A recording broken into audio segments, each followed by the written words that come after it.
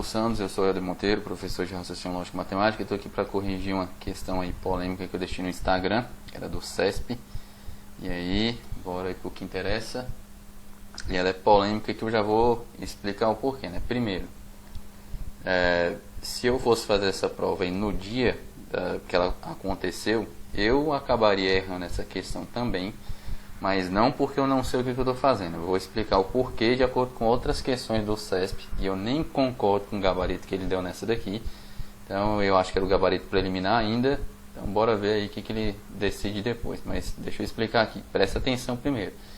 Antes de tudo, eu vou resolver essa questão usando um método chamado de método da conclusão falsa. Então se você não sabe nem o que é isso, assiste outros 2 vídeos que eu vou colocar aqui na descrição desse daqui antes. Assiste primeiro, aí volta para cá para poder entender. Então, primeiro de tudo, eu tenho que simbolizar essas premissas aqui, né? P1 até P4, e aqui embaixo a conclusão. Então, a primeira premissa diz: se há carência nos recursos tecnológicos do setor alfa, aí vem outra frase aqui que eu vou colocar de outra cor, então o trabalho dos servidores públicos que atuam nesse setor pode ficar prejudicado.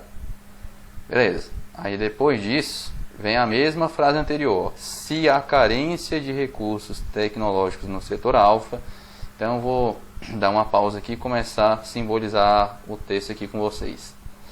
Então bora lá. P1.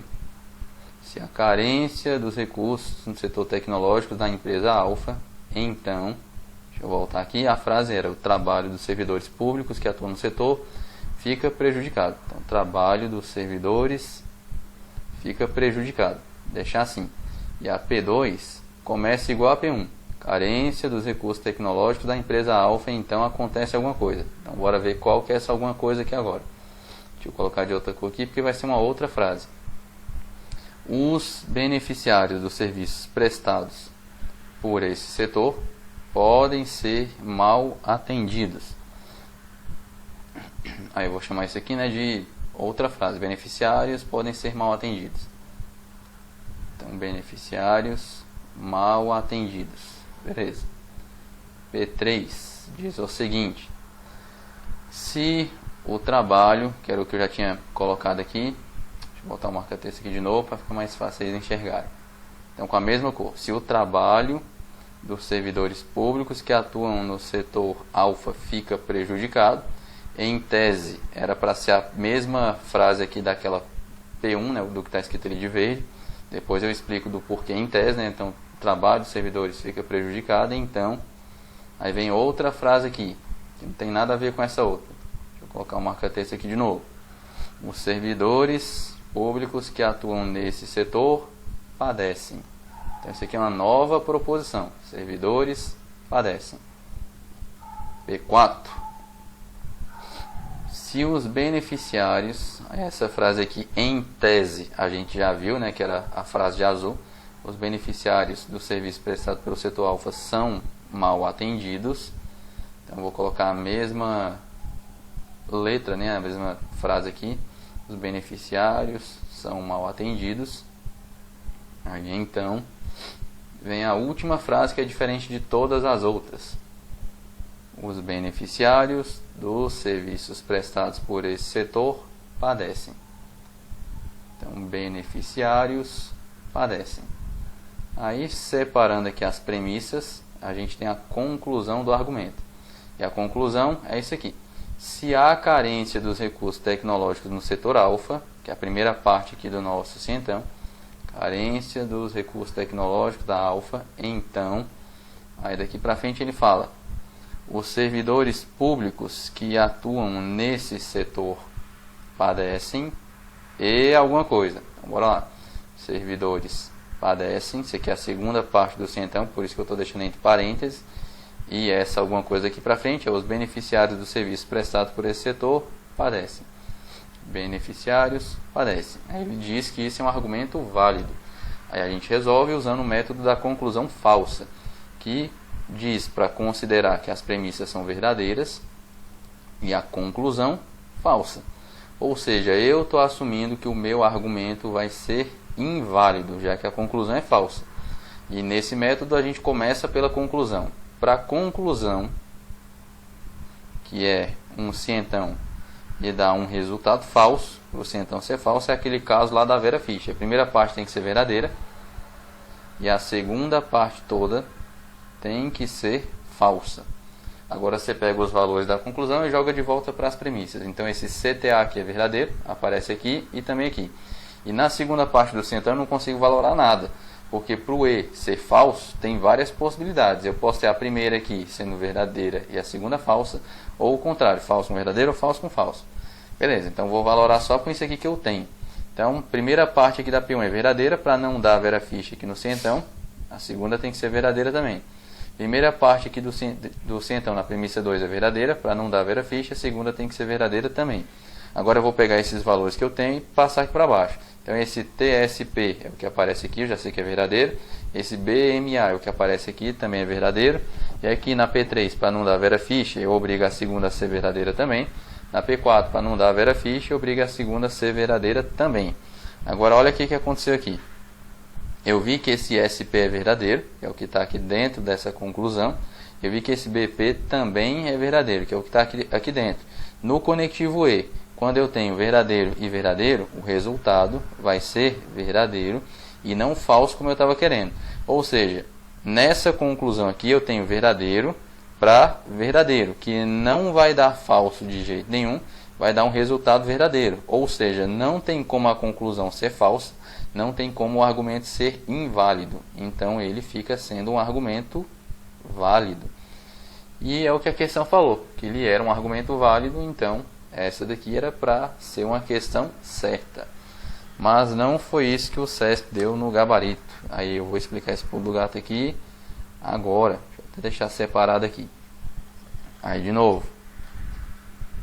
Vou colocar aqui de novo. P1, P2, P3, P4 e a conclusão que ele deu aqui.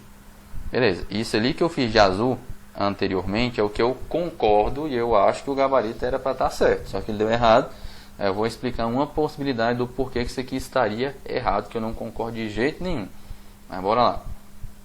Essa primeira frase aqui de amarelo, a carência no recurso tecnológico é exatamente a mesma de amarelo que aparece na P2. Na P1 e P2 o começo é exatamente igual. Então vou repetir isso aqui. Carência, setor tecnológico, aí tem um se então depois das duas. Aqui agora começa os pulos do gato.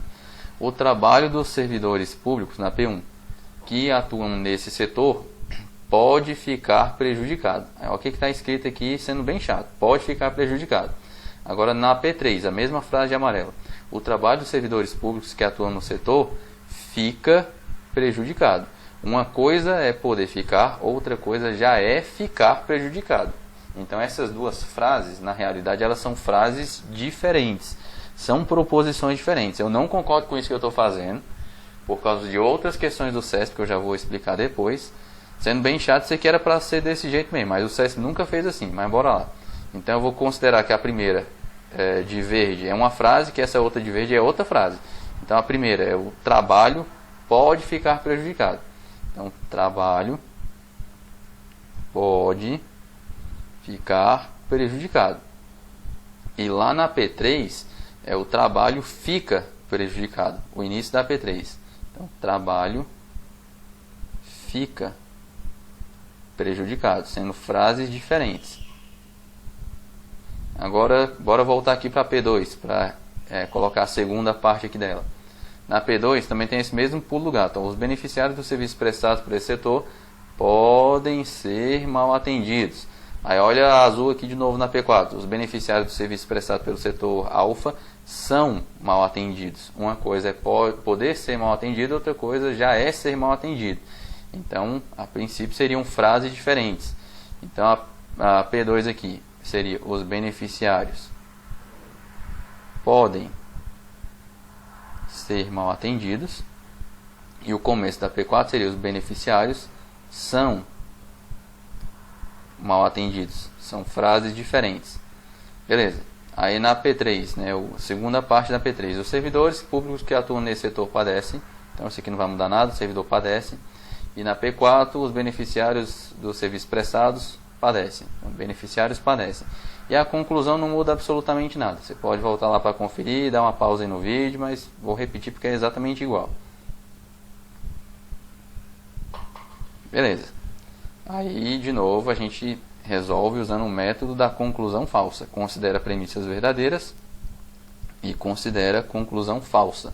E começa pela conclusão. Para o se então ser falso, tem que dar aquele caso da Vera Fischer. A primeira parte verdadeira e a segunda parte aqui do se então falsa. Como é um E aqui no meio, não dá para valorar nem esse SP nem esse BP por enquanto. Então deixa isso aqui guardado.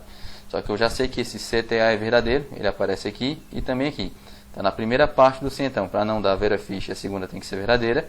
Aqui é a mesma coisa, na primeira parte do se então, para não dar Vera Fischer, essa outra aqui tem que ser verdadeira também. Aqui vem os pulos do gato da questão. A primeira era o trabalho pode ficar prejudicado, que é o trabalho fica prejudicado. Como não é a mesma proposição, você não pode pegar esse valor e jogar aqui. Então você não sabe qual é o valor dessa proposição. Aí essa outra aqui, era os beneficiários podem ser mal atendidos. Aqui ele diz que eles são mal atendidos. Então poder ser é uma coisa, ser realmente de fato mal atendido é outra. Não consigo valorar se eles realmente são mal atendidos.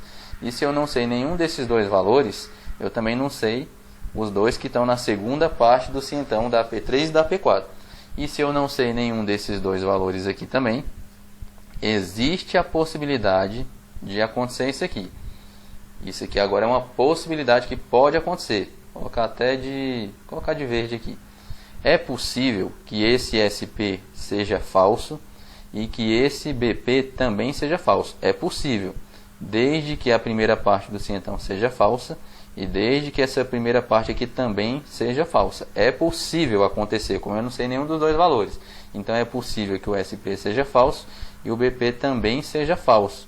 Ou seja, é possível que a segunda parte do se então da conclusão seja falsa e a primeira verdadeira. É possível que a conclusão seja falsa mesmo.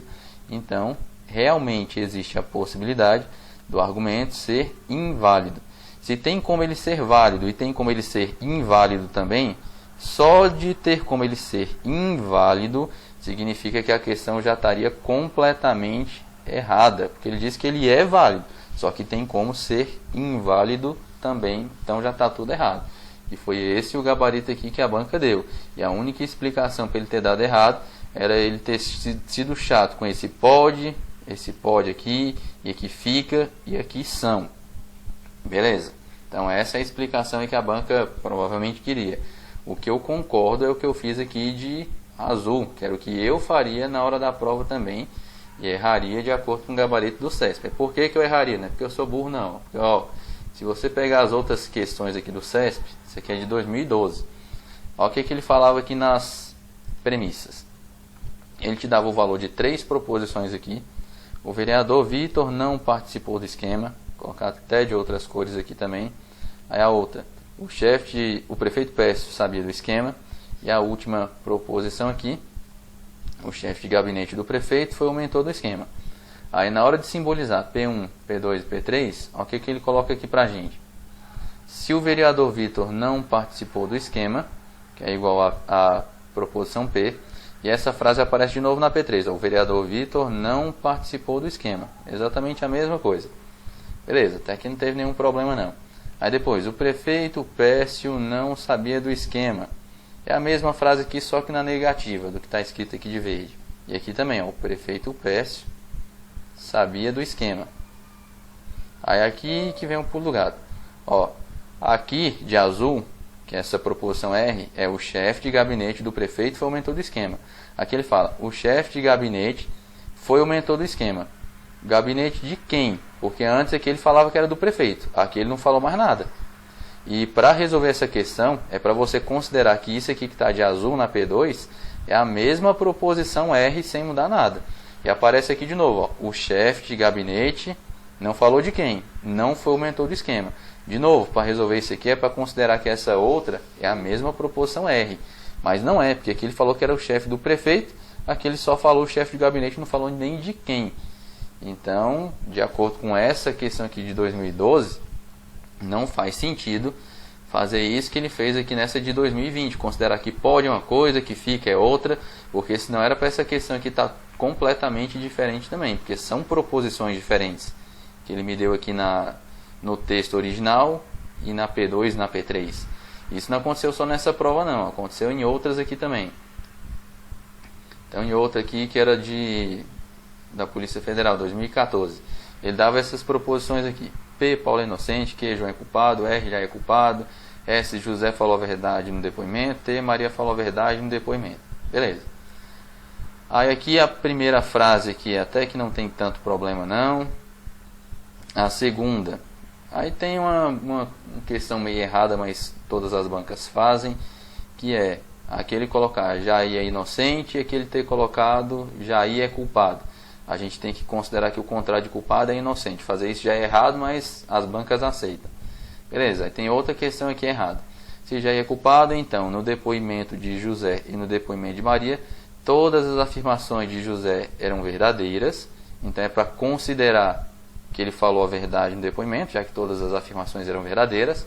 E aí vem um ponto mais errado para mim. Maria falou a verdade no depoimento, é a letra T, para simbolizar. E ele fala aqui embaixo: todas as afirmações de Maria eram falsas. Então aqui é o seguinte: Maria falou a verdade no depoimento. E aqui é para considerar que o contrário é isso aqui: todas as afirmações de Maria eram falsas. E é errado porque o contrário de todas são verdadeiras é que pelo menos uma não foi verdadeira. E aqui ele acaba considerando que é exatamente o contrário de uma frase aqui da outra. Fazer isso aqui também, em teoria, é errado, mas eles não fizeram e deixou por isso mesmo. Outra prova aqui, para provar isso de novo. Aqui tem algumas premissas, né? Isso aqui é de 2013 do Bacen. Aí a primeira premissa não tem problema, nem a segunda também não. Aí na terceira tem. Ele fala: se o Bacen aumentar a taxa de juros. Beleza, isso aqui é o que interessa pra gente. Aí aqui embaixo ele dá umas conclusões. Eu suponho que o aumento da taxa de juros, que ele considerou que é a mesma coisa de o Bacen aumentar a taxa de juros, que é errado fazer isso aqui, de acordo com o que ele fez nessa prova de 2012 que eu estou explicando. Porque uma coisa é o Bacen aumentar a taxa de juros, outra coisa é dizer que os juros aumentou. Não é exatamente a mesma coisa. Para os juros aumentar, o Bacen que tem que aumentar. Não pode só dizer o aumento da taxa de juros, mas ele considerou que era a mesma frase. E aí, continuando, mais para frente ele fala: nessa situação é possível que os juros e as exportações aumentem na mesma época. Então ele só falou aqui que os juros aumentam. E ele considerou que era a mesma proposição aqui do Bacen aumentar a taxa de juros. Então de novo ele fez isso, que é o que ele faz as provas inteiras. E ainda tem mais essa outra aqui, que ele fala, né? Quando chove, Maria não vai ao cinema. É o que ele colocou aqui: Maria não vai ao cinema, Maria vai ao cinema. É o que ele colocou como conclusão. Se Maria foi ao cinema, uma coisa ela vai, outra coisa ela foi. Então são proposições diferentes, mas aqui era para considerar que era a mesma coisa. Aí outro erro aqui nessa aqui também: quando Fernando está estudando. Aqui ele colocou está estudando, aqui ele colocou estava estudando. E para resolver a questão você tem que considerar que é exatamente a mesma frase, mas não são. Então ó, as de amarelo estão no futuro e aqui ele passou para o passado. A de verde está no presente e aqui ele colocou no passado como se fosse tudo igual. Então ó, teve essa aqui de 2016 que ele não se importou com isso. Teve a de 2013 aqui do Bacen que ele também não se importou com mudar um pouco a frase, considerou que era a mesma coisa. Teve a da Polícia Federal de 2014. Teve essa outra aqui de 2012 do TRE do Rio de Janeiro. Enfim, está vendo que existem outras provas que ele não se importou com isso. Por isso que eu não concordo de jeito nenhum de ele dizer agora, nessa de 2020, que pode é uma coisa, que fica é outra. Que podem ser mal atendidos é uma coisa, que são mal atendidos é outra. Eu não concordo com isso aqui que eu fiz de jeito nenhum, de amarelo, mas é a única possibilidade da questão estar errada, igual eles colocaram no gabarito preliminar. Beleza? Para mim o certo é esse daqui. Então bora ver aí qual vai ser o posicionamento da banca ainda. Mas é muita sacanagem ele fazer isso aqui que ele fez. Então bons estudos aí para vocês. Qualquer dúvida, estamos aí. Até mais.